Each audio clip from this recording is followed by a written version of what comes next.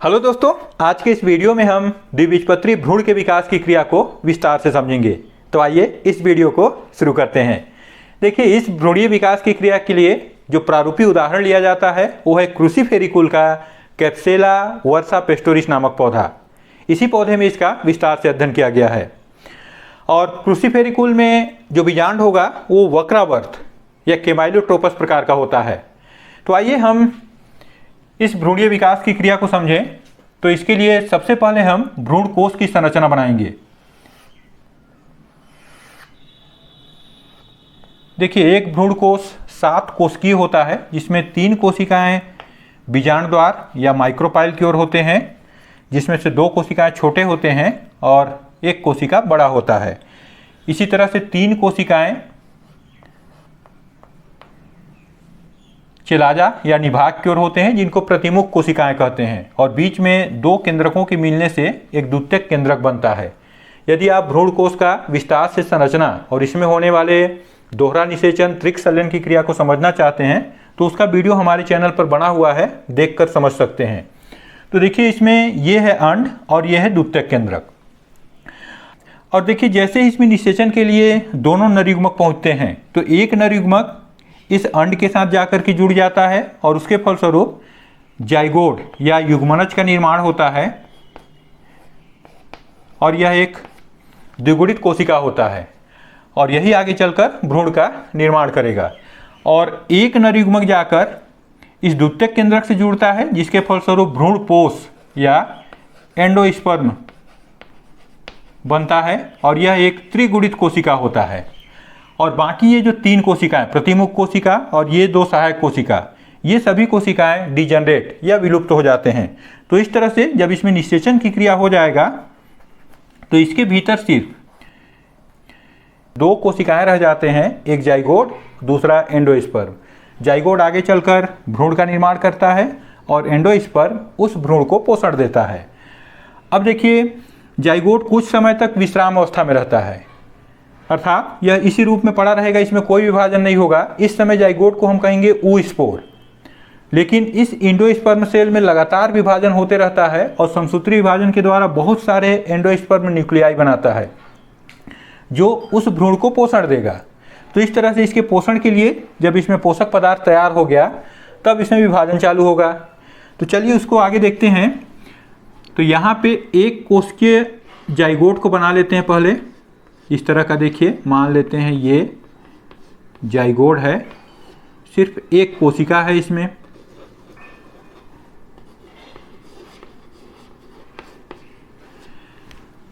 अब देखिए, इस जाइगोड में एक अनुप्रस्थ विभाजन, इस तरह का विभाजन होगा, जिसके फलस्वरूप 2 कोशिकाएं बनते हैं।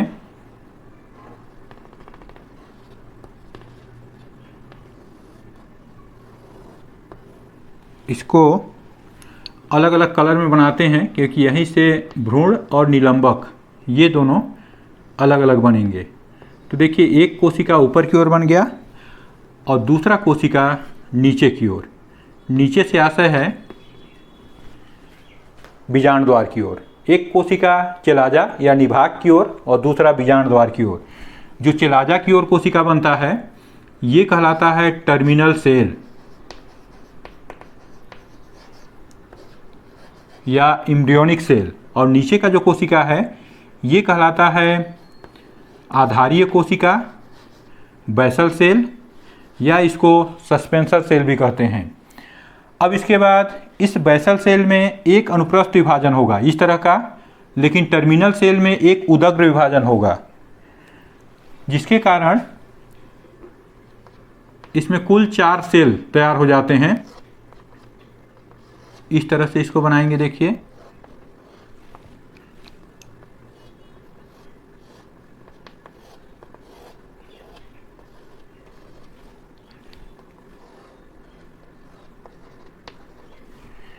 तो इस तरह से ऊपर की 2 कोशिकाएं जो कि इस टर्मिनल या शीर्षस्थ सेल से बने हैं ये निर्माण करता है भ्रूण का, तो इसीलिए ये कोशिकाएं भी कहलाएंगे एम्ब्रियोनिक सेल।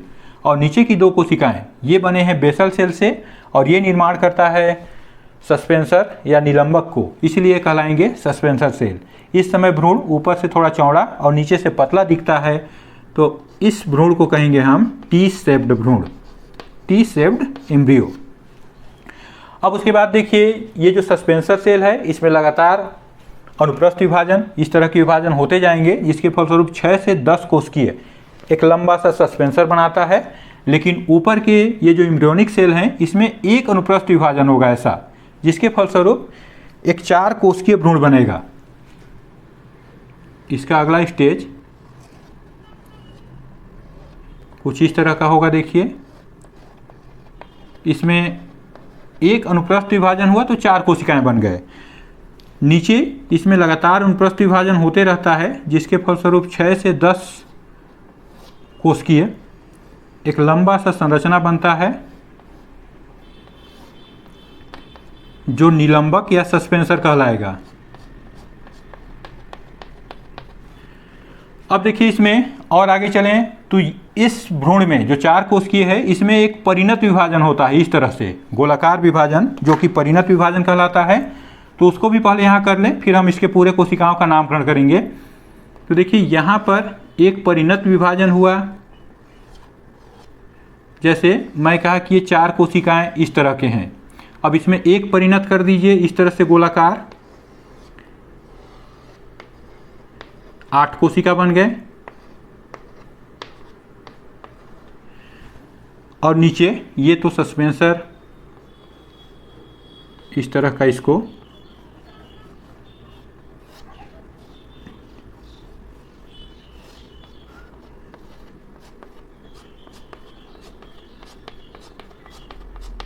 तो इस तरह ये जो पूरे नीचे की कोशिकाएं हैं इन सबको एक साथ मिलाकर निलंबक या सस्पेंसर कहेंगे।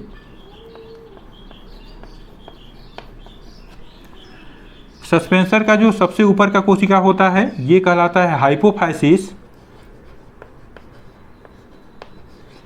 या अधोस्फीत सेल, और ये मूलांकुर का रूट कैप बनाता है। नीचे जो बड़ा सा कोशिका दिख रहा है ये कहलाता है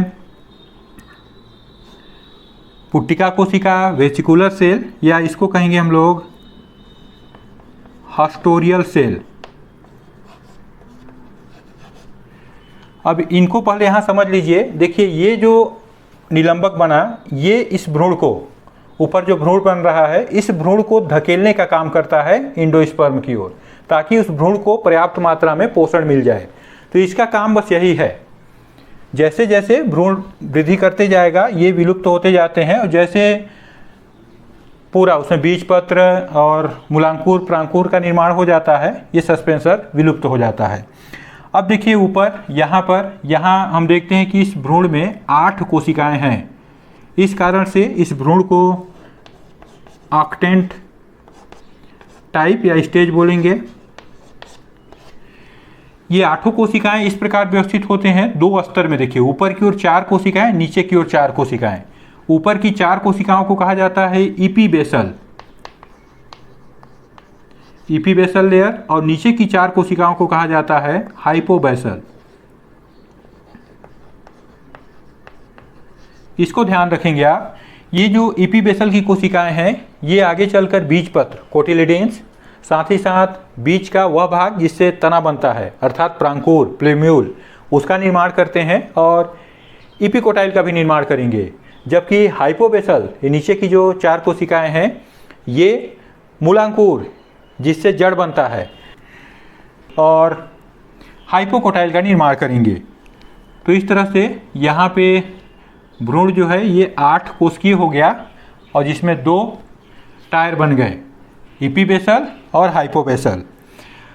अब इसके बाद देखिए जो ऑक्टेंट स्टेज का भ्रूण है इसमें एक परिणत और एक अपनत विभाजन होगा।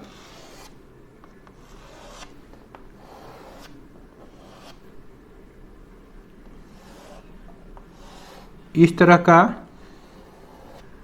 भ्रूण तो पहले से है, ये देखिए।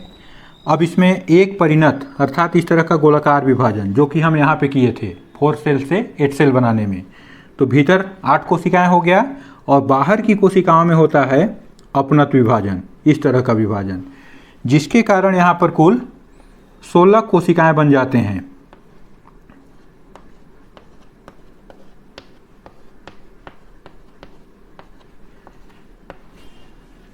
और यह एक गोलाकार संरचना बन जाता है जो कहलाएगा ग्लोबुलर स्टेज।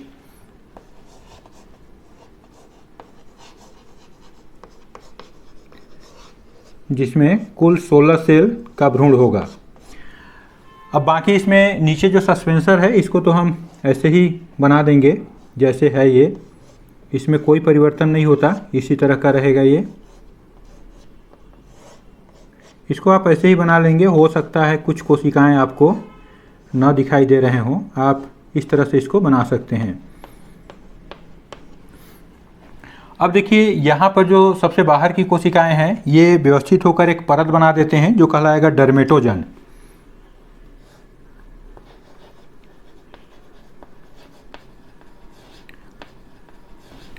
जैसे कि आप देखे होंगे जो स्तनधारी होते हैं या अन्य जो प्राणी हैं उनमें जब भ्रूणीय विकास होता है उस समय सबसे बाहर एक्टोडर्म, फिर मीजोडर्म और सबसे भीतर इंडोडर्म का निर्माण होता है।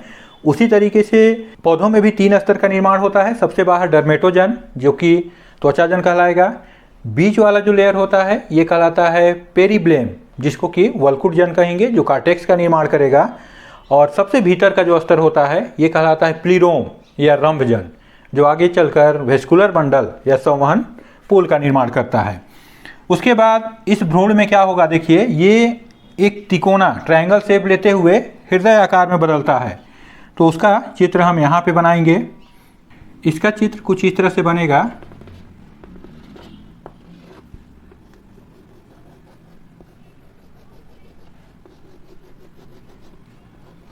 सबसे बाहर एक आवरण बनाएंगे, ये कहलाता है डर्मेटोजन, और उसके बाद पेरीब्लेम, और सबसे भीतर इसको कुछ इस तरह से बना दे रहे हैं। ये हो गया सबसे भीतर का आवरण।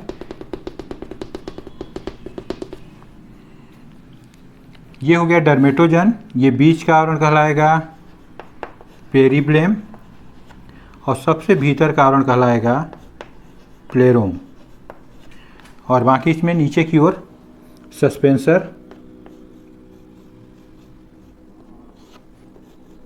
इसको इसी तरीके से बनाएंगे।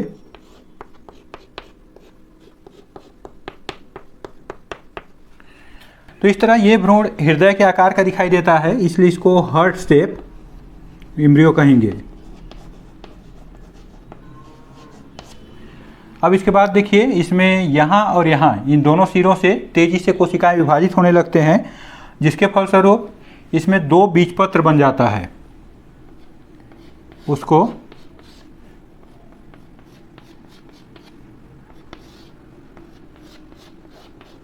इस तरह से बनाएंगे। देखिए इसमें हमको यहाँ की कोशिकाओं को ध्यान रखना है। ये कोशिकाएं प्रांकुर का निर्माण करेंगे जो आगे चलकर बीज से तना का निर्माण करता है। सबसे बाहर का स्तर ये तो डर्मेटोजन ही है।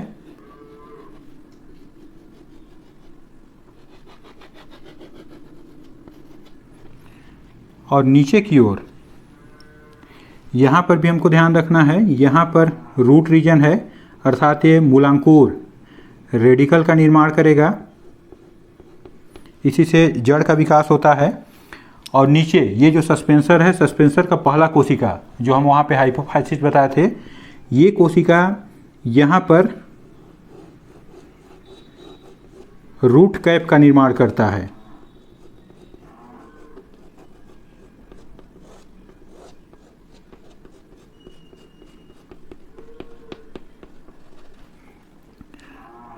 और बाकी जगह इसमें इस तरह से विभेदोत्तक उत्तक बहुत तेज़ी से जो विभाजित होते हैं, इन उत्तकों को बना करके इसमें इस तरह से भर देना है।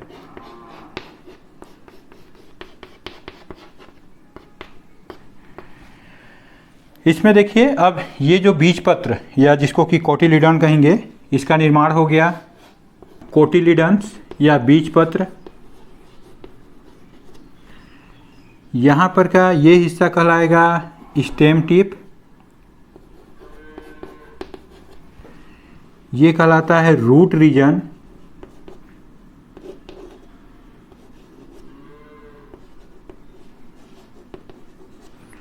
ये तो आपको पता ही है, इतना से इतना तक सस्पेंसर कहलाएगा। और यहाँ पर एक एक्सिस होता है इस तरह से, इसको मान लीजिए इसका एम्ब्रियोनिक एक्सिस है। इस एम्ब्रियोनिक एक्सिस से ऊपर यहाँ तक, कोटिलिडन के अंतिम सिरे से लेकर के इस स्टेम टिप के लास्ट तक जो आएगा, ये कहलाता है इपिकोटाइल।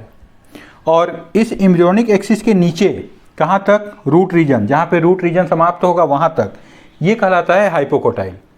इन दोनों का निर्माण पहले ही बताया था मैं आपको कि ईपी बेसल से आपका स्टेम टिप या प्रांकुर और इपिकोटाइल, इसी तरीके से हाइपोबेसल से हाइपोकोटाइल और आपका रूट रीजन का निर्माण होता है। इसके बाद इसका लास्ट चित्र जो बनेगा उसमें ये जो सस्पेंसर सेल हैं, इसको छोड़ करके जो रूट कैप का निर्माण कर रहा है हाइपोफाइसिस, इस सेल को छोड़ करके बाकी सभी विलुप्त हो जाते हैं। और इस तरह का एक हम इसका अंतिम चित्र बनाएंगे।